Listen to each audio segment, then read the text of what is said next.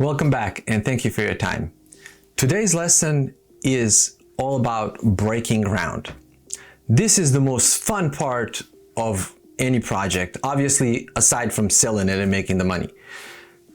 Breaking ground means starting your project, okay? So what is the technical meaning of breaking ground?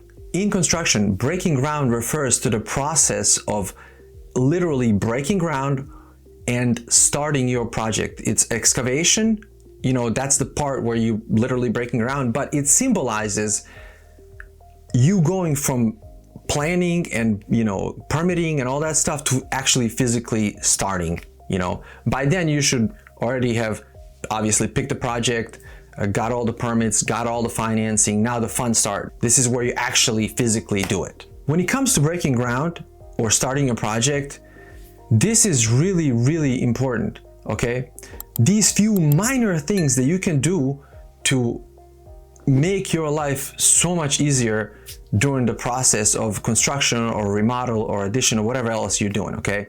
So this goes pretty much for all the projects. Like I said, for additions, remodels, anything. These are your crucial things that you gotta do. Look, if you're gonna break ground, you have to have all your permits ready. Do not do anything without a permit. Like I said, you are a professional, okay? You do this for a living. You're not gonna just do one project and get away with it and be okay. You have to have the permits and then start work, okay? Make sure that your project has an address, okay? Look, this might be kind of funny to some people, if you're doing a lot of development within the city or really, it doesn't matter. Even if you're in the city, if there's houses around you, whatever, you might buy a crappy house that's falling apart, or you might buy a piece of land or anything like that. Whatever you do, make sure that there's a clear address posted on there, okay? I'll let you know about that later, why that's important, but you gotta have an address. Have an approved set of plans on site, okay? Make sure that they're approved set, okay? During your process of getting permits, you're probably gonna have like 2 or 3 different versions of your plans. And all those things are gonna be similar, but for the sake of project and for your inspections and for anything else for that matter that's connected to that project, is you have to have an approved set. What I mean by approved is, like it's stamped by your city and said, okay, approved on this date. This is the set that everybody is gonna look at when they give you lumber, when they do inspections. Everything is gonna go off of that set. I'm only saying this because I've done this myself a few times where I get so eager and I call for the inspection and I don't have the approved set. And the inspector just kind of looks at me and it's like, what are you doing, dude? I don't know what this is. This could be 10 years ago or yesterday, or it could be approved, but it doesn't have a stamp on it. So he's not going to take a look at it, okay? So approved set of plans on the site. Post all the permits that you need to post, okay? So if there is a building permit involved, obviously you post it. Usually we post it on a window or something that the inspector can actually see it when they're approaching. Building, plumbing, any kind of permit that you have, just post it. Have it posted. Make sure that it's in a nice designated area. Obviously, if it's a piece of land, it might require a little bit of extra work or thought process on your end, how to place it and where to place it. But set of plans and posting permits is crucial. Call for locate. Now, what is locate? Locate is a national organization that locates utilities, okay? The beautiful part about this thing is it's free, okay?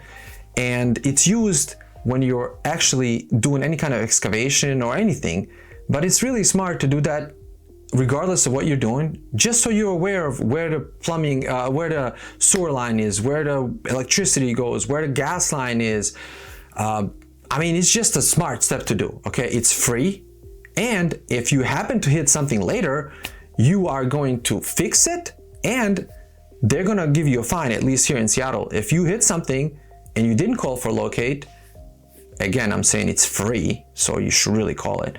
And if you hit it, you're gonna fix it and then they're gonna give you a fine exactly the same amount as it took to fix. And those things can really be expensive.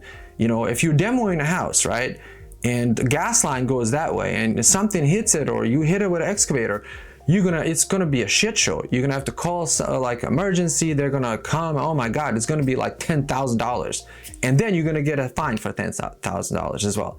So call for locate. Any kind of project that has any kind of digging, any kind of anything, just call for locate. It's free. They do it. They come out, and you're set. And finally, look over your plans. Just take a look before you do anything. Just take a look again. Make sure you're familiar with it. I know. Usually if I do it myself, you know, if I'm developing a piece of property, by the time I'm doing this thing, I'm already familiar with it. But sometimes I buy projects, okay?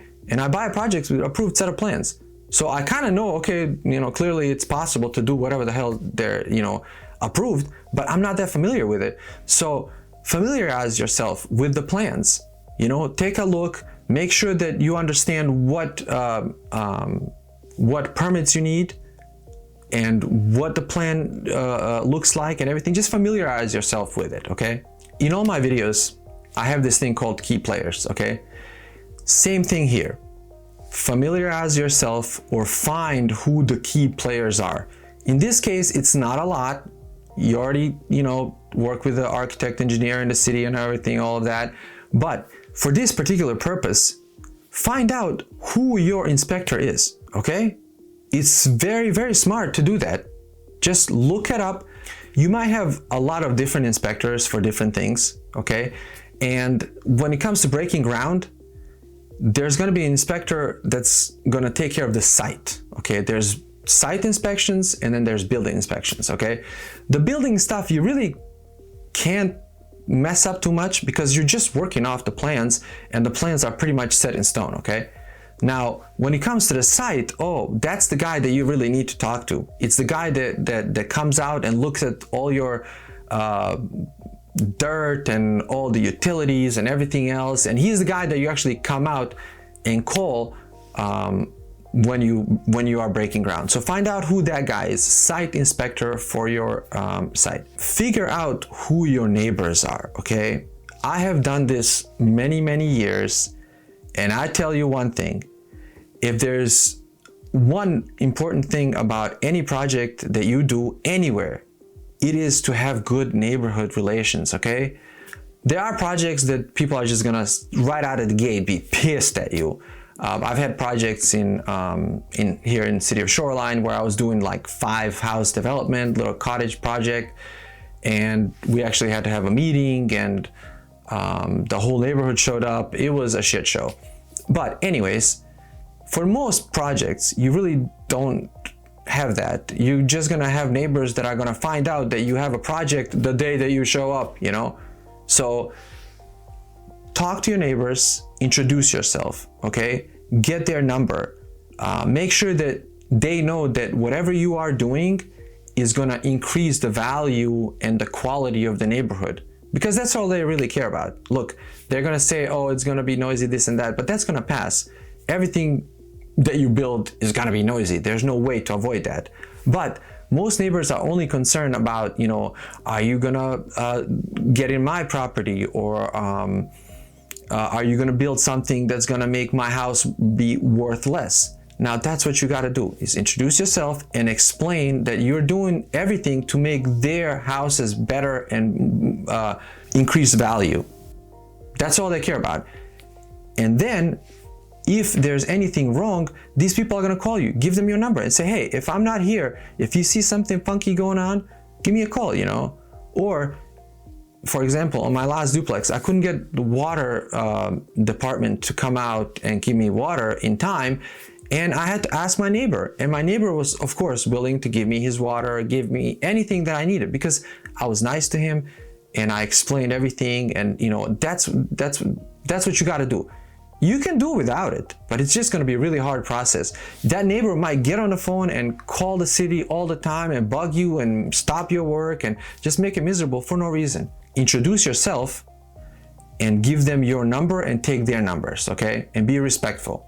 When it comes to breaking ground, it's kind of funny to think about suppliers, but it's really important to, at that point, think about few things, okay? Think about people that are going to be bringing stuff to your site: lumber, concrete, anything else that's happening, siding, roofing, whatever. Take a look and see if there's anything funny in the way or how they would do it. Sometimes I even call them and say, hey, stop by the site, you know. If they're really good suppliers, like my lumber supplier or even my concrete supplier, I don't even tell them come out. They just come out by themselves because they're smart enough to know. And then once they take a look at the site, you know, if it's tight, they might say, hey dude, I don't think we're going to be able to get a crane and put your trusses up. Just keep that in mind. And then you can calculate that or figure that out, because that might be extra cost. It might take extra time. So kind of get your suppliers involved. For the most part, like I said, it's just lumber and concrete and a few bigger ones, you know, and drywall is really important, because they have to, anybody that uses a boom truck to deliver anything, they have to have enough space, and they can't have wires above them or on the side. So make sure to call those guys and see, you know, if there's anything gonna, you know, if there's gonna be a problem, you know, bringing any of those supplies. And finally, subcontractors. Okay, it might be funky to say subcontractors, but you're breaking ground. The first guy that's gonna do that is gonna be your excavation company, okay? And you might not need to call your drywall guy at that point, but you should really be in touch with your foundation guys, with your framers. You know, you should be able to kind of gauge exactly how fast this thing is gonna go. You know, talk to your excavation guy and say, hey, what's going on? You know, we're gonna excavate, and then how long is that gonna take? And you know, if it's like 2 weeks, great. Then talk to your foundation guys, make sure that that their schedule is open, because usually when I get bids like a couple months ahead, or you know, a few months ahead. And if I don't talk to them and I'm starting the project, they might not have enough time to fit me back in. You know, they'll give you a bid at any point, but everybody gives you a bid until you actually start work. So when that starts, it's a whole different process. So stay in touch with them, at least, you know, the next couple subcontractors. So that's what breaking ground is all about. It's really about setting yourself up to make it much easier for you to actually do the project. And like I said, this works for small additions, remodels, big projects. It doesn't matter. It's the same rules. Talk to your inspector, talk to your neighbors, have some, you know, have plans available. Talk to your subcontractors and your suppliers. Just tell everybody, hey, this project is coming up. Everybody's actually going to be excited about this, because they're all going to get paid finally. You know, during the process of bidding, you know, a lot of times stuff doesn't work out. But once you actually call them when you're breaking ground, they're going to know that, number one, they actually got the job. Number two, they can schedule you in, okay? This is one of those things that kind of sets a tone for your project. It can go really good or really bad. Now, don't start any work without calling the inspector, okay? Now, when you call the inspector for breaking ground is literally, you don't have to do anything to call for that inspection. All you got to do is give them a call and have your site plan with you, okay? Now, your permits and everything, obviously, but site plan, because that's really what the inspector is going to look at, okay? You have to have the site plan and call them, and that's where you're going to talk to this inspector, okay? He's going to come out. Obviously, if you don't have an address on your site, that's where the whole thing comes in. If it's a piece of land, they might just drive right by and not stop by, because they can say, hey, you know, there was no address. How the hell am I supposed to know where to go? You know, they might want to make a point. So have an address so they can know where to come. But like I said, call for pre-con. Pre-con is pre-construction meeting. Before you start any construction, pre-construction. It's really important because, number one, it gives the respect to the inspector, okay? That means you're asking him or her for their opinion, and you're asking them to take a look at the site, and you're sort of like talking to them about this project, okay? So it's really important to call for pre-con. As a matter of fact, here in Seattle, if you start, let's say you get into it and you start and you know you already excavated for foundation and you want to call for foundation, you know what's gonna happen? It's gonna trigger a pre-con, and that's really bad for you. You're not gonna be able to skip this meeting. So you better do it before. It's gonna make a lot more sense to do it before too, because there might be something important that this inspector tells you. But if you don't, the inspector is gonna be really pissed, because he's gonna say, look, this guy is either new or has no clue what the hell he's doing, or he did something on purpose not to show me, and he's gonna really zoom into you and kind of later on just be on you for no reason. It's much easier, call for pre-con, get your site map, and call for pre-construction meeting. Easy peasy.